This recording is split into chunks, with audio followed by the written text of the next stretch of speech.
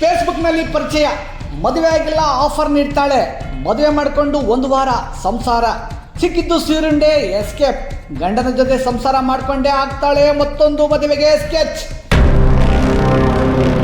ಈಕೆಗೆ ಅಮಾಯಕ ನವವಿವಾಹಿತರೇ ಟಾರ್ಗೆಟ್, ಅಂತೂ ಇಂತೂ ಚನ್ನಪಣ್ಣ ಪೊಲೀಸರು ಇವಳಿಗೆ ಹಾಕಿ ಬಿಡ್ತಾರೆ ಸ್ಕೆಚ್.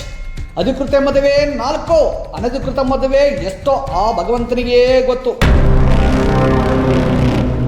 ನಮಸ್ಕಾರ ಪ್ರಿಯ ವೀಕ್ಷಕರೇ, ಸಂಗ್ರಾಮ ಟಿವಿಗೆ ಸ್ವಾಗತ. ನಾನು ನಿಮ್ಮ ರಮೇಶ್ ಅಕ್ಕೂರ್.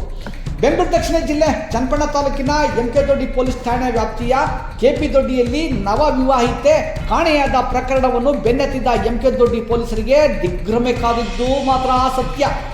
ಬರೋಬ್ಬರಿ ಅಧಿಕೃತ 4 ಮದುವೆ, ಎಲ್ಲರೂ ಅನ್ನ ಸಿಗದೆ ಗುಳೆ ಹೊಡ್ರೆ ಈಕೆ ಮದುವೆಗಾಗಿ ಗುಳೆ ಹೊಟ್ಟಿದ್ದ ಕದರ್ನ ಕೆಂಗಸೆ ರಮ್ಯಾ ಎಂಕೆ ದೊಡ್ಡಿ ಪೊಲೀಸ್ ಠಾಣೆಗೆ ಕೆಪಿ ದೊಡ್ಡಿ ತಿಮ್ಮೇಗೌಡ ಎಂಬುವರು ಕೆಲ ದಿನಗಳ ಹಿಂದೆ ಮದುವೆಯಾದ ನನ್ನ ಹೆಂಡತಿ ರಮ್ಯಾ ಕಾಣೆಯಾಗಿದ್ದಾಳೆಂದು ದೂರು ಕೊಡ್ತಾರೆ.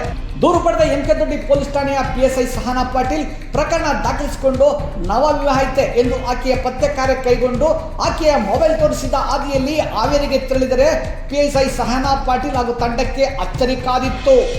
ಕೆಪಿ ದೊಡ್ಡಿಯಿಂದ ಕಾಣೆಯಾಗಿದ್ದ ನವವಿವಾಹಿತೆ ಹಾವೇರಿಯ ಅಣ್ಣಪ್ಪ ಛಲವಾದಿ ಜೊತೆ ಮದುವೆ ಮಾಡಿಕೊಂಡು ಹಸಿ ಕಂಕಣ ಬಳಿಯಲ್ಲೇ ಪೊಲೀಸರಿಗೆ ಅತಿಥಿಯಾಗ್ತಾಳೆ.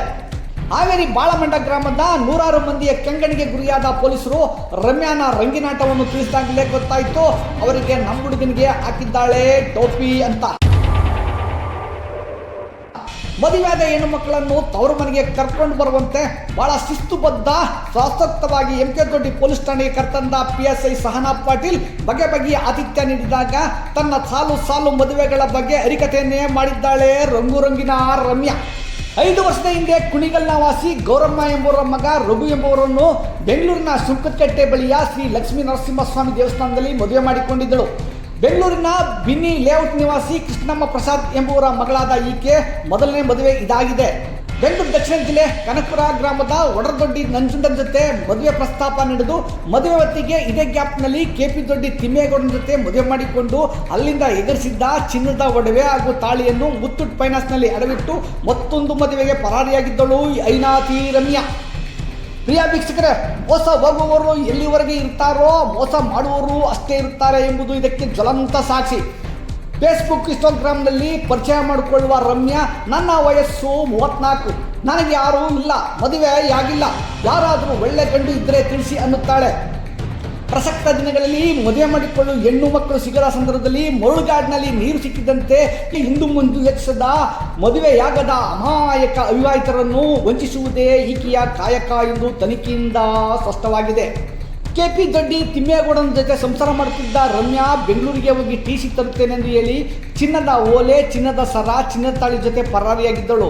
ಒಬ್ಬ ಗಂಡನ ಜೊತೆ ಸಂಸಾರ ಮಾಡುವಾಗಲೇ ಫೇಸ್ಬುಕ್ನಿಂದ ಮತ್ತೊಬ್ಬ ಅವಿವಾಹಿತನನ್ನು ಪರಿಚಯ ಮಾಡಿಕೊಂಡು ಸಿಗುವ ಗ್ಯಾಪ್ನಲ್ಲಿ ಅಲ್ಲೊಂದು ಮದುವೆ, ಅಲ್ಲಿಂದ ಇನ್ನೊಂದು ಮದುವೆ, ಮಗನೊಂದು ಮದುವೆ. ಈಕೆಗೆ ಮದುವೆ ಎಂದರೆ ಮಕ್ಕಳ ಆಟದಂತಾಗಿದೆ ಎಂಬುದರಲ್ಲಿ 2 ಮಾತಿಲ್ಲ. ಮದುವೆಗಳ ಸೋಕಿ ಮೈಗೂಡಿಸಿಕೊಂಡ ರಮ್ಯಾ ಹಲವಾರು ಮಂದಿ ಅವಿವಾಹಿತರ ಬದುಕನ್ನು ನರಕಕ್ಕೆ ದೂಡಿದ್ದಾಳೆ. ಅವರ ಕುಟುಂಬವನ್ನು ಸಮಾಜದಲ್ಲಿ ತಲೆ ತಗ್ಗಿಸುವಂತೆ ಮಾಡಿದ್ದಾಳೆ. ಈಕೆಗೆ ಬೇಕಾಗಿರುವುದು ದುಂದುವೆಚ್ಚದ ಜೀವನವಷ್ಟೇ. ಒಂದು ಮೂಲದಂತೆ ಸದ್ಯದಲ್ಲಿ ಅಧಿಕೃತವಾಗಿ 4 ಮದುವೆ ಆಗಿರುವ ಈಕೆ ಅನಧಿಕೃತವಾಗಿ ಎಷ್ಟು ಮದುವೆಗಳೋ ಆ ದೇವರೇ ಬಲ್ಲ. ರಮ್ಯಾಳಿಂದ ಮೋಸ ಹೋಗಿರುವವರು ಸಾಕಷ್ಟು ಮಂದಿ ಇದ್ದು ಎಲ್ಲಿ ನಮ್ಮ ಮರ್ಯಾದೆ ಹೋಗುವುದೋ ಎಂಬ ಭಯದಿಂದ ದೂರು ನೀಡಲು ಯಾರು ಮುಂದೆ ಬರುತ್ತಿಲ್ಲ ಎಂಬುದು ಮೂಲಗಳದ್ದಾಗಿದೆ. ಮಂಡ್ಯ ಮಹಿಳಾ ಬಂದಿಖಾನೆಯಲ್ಲಿ ಮುದ್ದೆ ಮುರಿಯುತ್ತಿರುವ ರಮ್ಯಾಳನ್ನು ಬಂಧಿಸಿ ಎಷ್ಟೋ ಅವಿವಾಹಿತ ಅಮಾಯಕರನ್ನು ರಕ್ಷಣೆ ಮಾಡಿದ್ದ ಎಂಕೆ ದೊಡ್ಡಿ ಪೊಲೀಸ್ ಠಾಣೆಯ PSI ಸಹನಾ ಪಾಟೀಲ್ಗೆ ಸಹಬಾಸನ್ನವೇ ಜಿಲ್ಲಾ ಪೊಲೀಸ್ ವರಿಷ್ಠಾಧಿಕಾರಿ ಶ್ರೀನಿವಾಸ್ ಗೌಡ, ಸಹಾಯಕ ಜಿಲ್ಲಾ ಪೊಲೀಸ್ ವರಿಷ್ಠಾಧಿಕಾರಿಗಳಾದ ರಾಮಚಂದ್ರಯ್ಯ, ರಾಜೇಂದ್ರ, DYSP ಗಿರಿ, CPI ಪ್ರಕಾಶ್ ಮಾರ್ಗದರ್ಶನದಲ್ಲಿ PSI ಸಹನಾ ಪಾಟೀಲ್, PSI ಸೌಜನ್ಯ, ಸಿಬ್ಬಂದಿಗಳಾದ ಮಲ್ಲಿಕಾರ್ಜುನ, ಸಂತೋಷ, ಸುನಂದಮರ್ ಅವರ ತನಿಖಾ ತಂಡಕ್ಕೂ ಕೂಡ ಶ್ಲಾಘನೆ ಮಾಡಬೇಕಾಗಿದೆ.